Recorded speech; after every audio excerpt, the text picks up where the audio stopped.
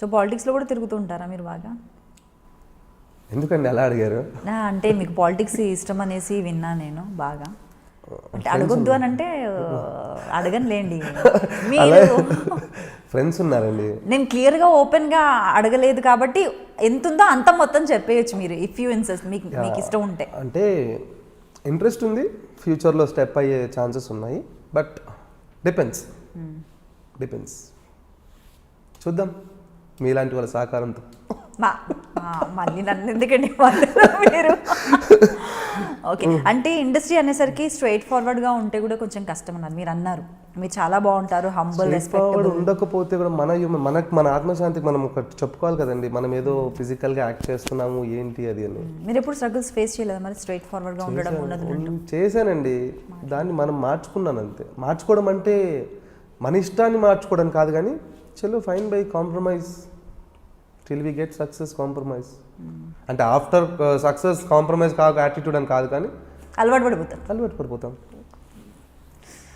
ఎందుకంటే మా ఇంట్లో నుంచి ఏ రాజమౌళి లేరు, ఏ రాఘవేంద్రరావు గారు లేరు, ఏ పెద్ద డైరెక్టర్ ప్రొడ్యూసర్ లేరండి. ఐ స్టార్టెడ్, నేను హిస్టరీ చేయాలి నా ఫ్యామిలీకి. నేను చందు అనే ఒక ఉన్నాను అని. So I'm a struggler. నా నెక్స్ట్ జనరేషన్ స్ట్రగుల్ కాకుండా చూసుకుంటాను. Good, great. చాలా తక్కువ మంది అంటే మొత్తం ఫ్యూచర్ గురించి కూడా ఆలోచించడం, జనరేషన్ గురించి ఆలోచించడం అనేది చాలా తక్కువ మంది అలా చేస్తుంటారు. ఓకే, మరి ఇండస్ట్రీకి వచ్చిన తర్వాత ఇప్పుడు ఫినాన్షియల్గా సాటిస్ఫైడ్ అయినా, అదర్ దెన్ ఇండస్ట్రీ ఇంకేమైనా వర్క్స్, జాబ్స్ చూసుకుంటారా? నేను ఫస్ట్ యాక్చువల్గా ఇండస్ట్రీకి రాకముందు ఆమె ఫుట్బాల్ ప్లేయర్ అండి, national football player. I played for India అండర్-21 ఆడాను. నేపాల్, బాంబే, నాగ్పూర్, ఆదిలాబాద్ ఆడాను. తర్వాత చిన్న సాఫ్ట్వేర్ కంపెనీస్లో జాబ్ చేశాను. పీటీ మాస్టర్గా వచ్చింది జాబ్. పీటీ మాస్టర్గా వెలేరియన్ గ్రామర్ స్కూల్ అని చేశాను, 2 years చేశాను. దెన్ ఒక ఇన్ఫోటెక్లో సాఫ్ట్వేర్గా చేశాను. I was a team leader. నా అండర్లో 18 members ఉండేది. ఒక 2 years చేశాను. తర్వాత మెల్లిమెల్లిగా I have my own company setup పెట్టుకొని ఒక 10 members పనిచేస్తారు. అది నైట్ షిఫ్ట్, యుఎస్ ప్రాసెస్ కాబట్టి నైట్ షిఫ్ట్. మార్నింగ్ ఈ వర్క్ చేసుకుంటాను. అది ఎట్లాగో రిమోట్ యాక్సెస్ అండి, చూసుకోవచ్చు కదా, కాబట్టి అది జరుగుతుంది. సో ఖచ్చితంగా ఉండాలంటారా ఇండస్ట్రీలో వర్క్ చేసే వాళ్ళు ఎవరికైనా కూడా స్టాండ్ బై ఇంకో బిజినెస్ కావచ్చు, ఇంకో సర్టెన్ వర్క్ అనేది ఉంటే బెటర్ అంటారా? What you think? ఉండాలండి. ఫ్రాంక్గా చెప్పాలంటే ఆ స్ట్రగుల్స్ వేరండి, సీరియస్లీ. ఇప్పుడు ఒక స్టేజ్ వచ్చాక కన్వీనియన్స్ డబ్బులు వస్తాయి, ఒక స్టేజ్ వచ్చేవారు కన్వీనియన్స్ కూడా ఇవ్వరు. ఒక 200 రూపాయలు 300 రూపాయలు పెట్రోల్ పోసుకొని ఇంటికి వెళ్ళి కొందరు పనిచేస్తున్నారండి. ఐ కాన్ సే ఆర్టిస్ట్ అనొచ్చు, జూనియర్ ఆర్టిస్ట్ అనొచ్చు, ఎవరు క్యారెక్టర్ ఆర్టిస్ట్ అనొచ్చు. కొందరు పర్ఫార్మెన్స్ కొంచెం చేసేవాళ్ళు కొందరు ఉంటారు. కొందరు చేశారంటే షూటింగ్కి వస్తే 3 పూటలు భోజనం వస్తుంది కదా, పొద్దున బ్రేక్ఫాస్ట్ పెడతారు, లంచ్ పెడతారు, డిన్నర్ పెడతారు, 100 రూపాయలు ఇస్తారు కదా, టీ కాఫీలు అన్లిమిటెడ్ ఉంటాయి కదా, మనం ఇలా సర్వే అయిపోదాం అనే వాళ్ళు కొందరు, స్ట్రగుల్ అయ్యే వాళ్ళు కొందరు, దానివల్ల అప్పుల పాలు అయ్యే వాళ్ళు కొందరు. అంటే ఫ్రాంక్గా చెప్పాలంటే కొంచెమన్నా మన ఇంట్లో నుంచి ఫ్యామిలీ సపోర్ట్ అని ఉండాలి, ఆల్రెడీ సెటిల్డ్ వాళ్ళు వచ్చి ఉండాలి. సో నేను అనేది అయితే ఉండాలండి. అదర్ దెన్ దిస్ ఏదైనా ఒక జాబ్ ఉండాలి. కానీ అదర్ దెన్ దిస్ ఇప్పుడు ఒక ఇండస్ట్రీ ఉండి ఇంకో జాబ్ నాలాంటి వాడు ఉంటే 2 ప్యారల్గా మేనేజ్ చేయలేమండి. ఈ స్ట్రెస్ వేరు, ఈ స్ట్రెస్ వేరు.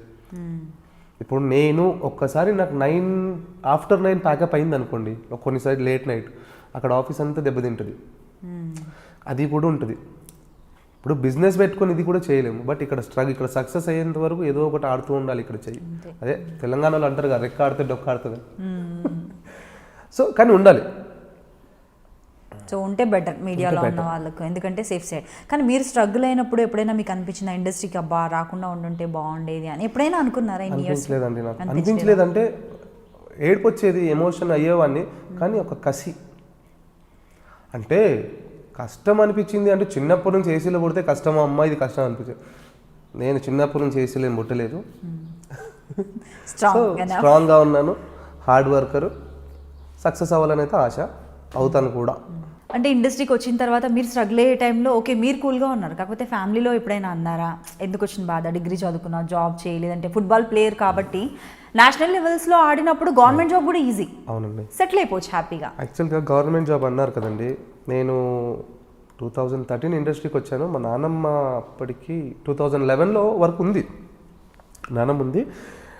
నానమ్మ ఉన్నప్పుడు అంటే నేను మాస్గా చెప్పాను కదా, మాస్గా తిరిగి ఒక సంవత్సరం కాలేజ్ కూడా పోలేదండి. నన్ను అంటే గీసీ అన్ని ఇచ్చి పంపించేశాడు ప్రిన్సిపల్ ఆ మ్యాన్ హ్యాండిలింగ్ వల్ల. సంవత్సరం వేస్ట్ చేసుకొని తిరుగుతుంటే ఇంకా నానమ్మ నా కోసము ఒక కాలేజ్కి వెళ్ళి ఒక అదేంటంటే ఫామ్ తీసుకొచ్చింది. ఏది నేను చదివేది ఏంటి సిఈసి తీసుకుందాం అనుకున్నాను చదివితే ఇంటర్లో.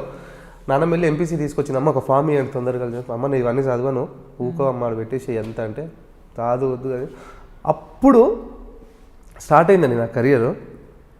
తర్వాత నేను అప్పుడు ఫుట్బాల్ చేసేటప్పుడు నా ఓన్గా సెటిల్మెంట్ డబ్బులు అనుకోవచ్చు, మీరు ఏదైనా అనుకోవచ్చు, ఒక 1.5-2 lakhs జమ చేసుకున్నాను. 2012 మాట నేను చెప్పేది. అప్పుడు నా దగ్గర 1.5-2 లక్షలు పర్సనల్ డబ్బులు ఎక్కువే అప్పట్లో విత్ 3 నేషనల్ సర్టిఫికేట్స్. పక్కా స్పోర్ట్స్ పర్సన్, పక్కా 6 feet, పక్కా పర్సనాలిటీ విత్ ఫైనాన్షియల్. జిమ్ఖానా గ్రౌండ్లో ఆడుతుంటే సెలెక్టర్స్ అని ఎవరో వచ్చారండి. ఎంత మోసం చేశారంటే, మీరు గవర్నమెంట్ జాబ్ అన్నందుకు ఈ పాయింట్ తీస్తున్నాను. రైల్వేది ఒకటి వస్తుంది, ఏదది SCRMU ఏదో సంథింగ్, రెడ్ కలర్ పట్టీలాగా పెట్టు బుక్కు. ఇక దాని గుంటే కోపం వచ్చేస్తుంది నాకు. సెలెక్టర్ అయిపోయింది, ఫుట్బాల్ అయిపోయింది, వాటర్ బాటిల్ లాగి షూస్ ఇప్పి స్ట్రెచ్ చేసుకుంటున్నాను బాడీ. అయిపోయింది కదా ప్రాక్టీస్ అని. సార్ మీరు బాబు మీరు ఏగమ్మా అంటే సెయింట్ మేరీ స్కూల్స్ కాలేజ్ అవుతున్నాను సార్. ఏంటి అంటే అదే సార్ అండర్ 21కి ప్రిపేర్ అవుతున్నాము. ఓ జాబ్ వస్తే చేయలేవా నువ్వు అన్నాడు. జాబ్ ఏంటి సార్, అది పెడితే ఇంటర్ కాదు సార్, నేను ఇంకా ఫస్ట్ ఇయర్లోనే ఉన్నా, ఇంకా జాబ్ ఎలిజిబిలిటీ కూడా రాదు కదా 17-18 సంవత్సరాలకి ఏంటి సార్, అదేదో 21 మేజర్ అంటారు కదా. లేదా వస్తే చేస్తావా? చేస్తాను సార్, ఒకసారి నా డాడీ వాళ్ళతో మాట్లాడతాను సార్. ఇంటికి వచ్చిన ఫ్రెండ్స్తో ఇట్లానే డిస్కస్ చేసుకున్నా. అది కొంచెం ఎమోషనల్ టచ్ అనేది ఉంటుంది మనకి. నానమ్మ నాకు ఫామ్ తెచ్చిందే మా నానమ్మ. చదువుకోరా, ఎందుకురా రోడ్డు మీద రౌడీలాగా తిరుగుతుంటో చదువుకోరా. అది సరేలే, జాబ్ అంటుంది కదా, నానమ్మ తెచ్చింది కదా, మనకు అప్పుడే జర పెద్ద మైండ్. నానమ్మ ఉన్నప్పుడన్నా గవర్నమెంట్ జాబ్ సంపాదించుకుంటే ఆమె ఖుషి అయిపోతుంది. తెచ్చుకున్న 100 రూపాయల ఫామ్కి అమ్మ నావాడు అని. అలానే ఇంట్లోకి తెలియకుండా వాడికి డబ్బులు ఇచ్చానండి. ఎంత ఫూలిష్గా మోసం చేశారంటే నన్ను. గవర్నమెంట్ జాబ్ 2 లక్షల్లో వచ్చేస్తుంది, నాకు సర్టిఫికేట్లు ఉన్నాయి కదా, అది జంప్ జలాని. అప్పటి నుంచి గవర్నమెంట్ జాబ్ అంటే ఈ ఉల్టా దండం పెట్టాలి ఇట్లా. సో అది గవర్నమెంట్ జాబ్ గురించి మాట్లాడినందుకు ఒక లైన్ చెప్పా.